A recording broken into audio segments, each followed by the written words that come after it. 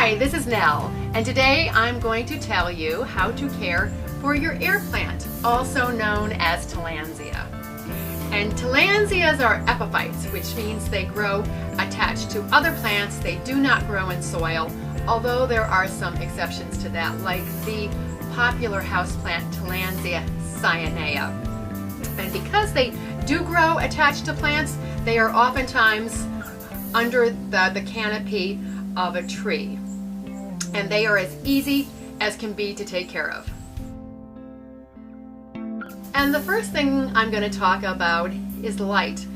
They like a bright, indirect light. That is the best for them. Sort of similar to a pothos or a dracaena or a bamboo palm. If you have other houseplants, that's the same kind of a light condition that they like. These with the finer leaves will burn more, so you don't want them in any kind of a direct light.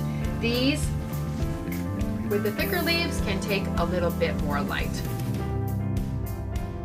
And next is temperature. This is really simple. They don't like it above 85 or 90, or they don't like it below freezing. So that's probably not your house if you're going to have them inside. So they are very well suited to temperature conditions in an interior environment. Next up is watering.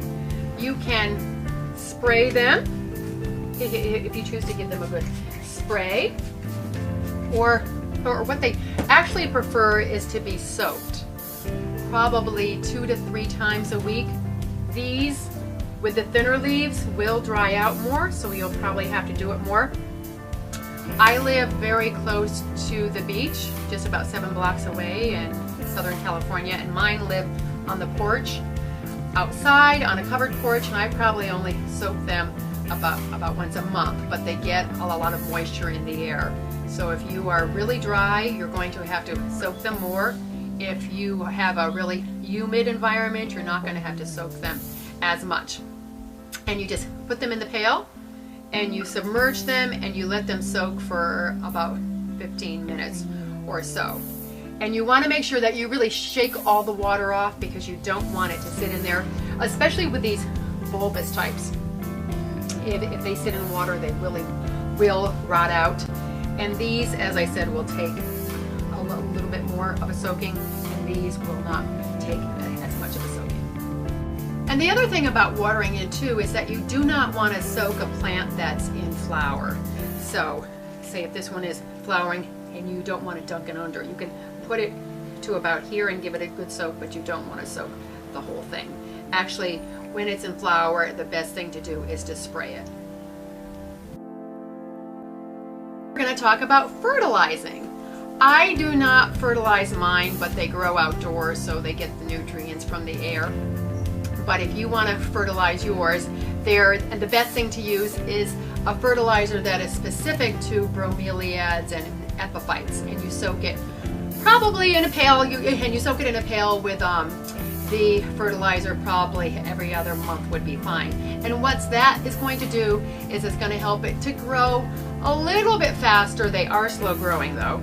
It's going to help them to puff a little more, and it's going to encourage flowering.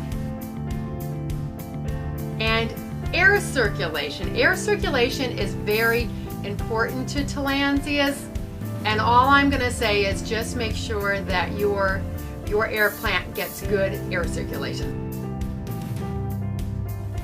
And you don't have to worry about them with pets, because these are not toxic to animals.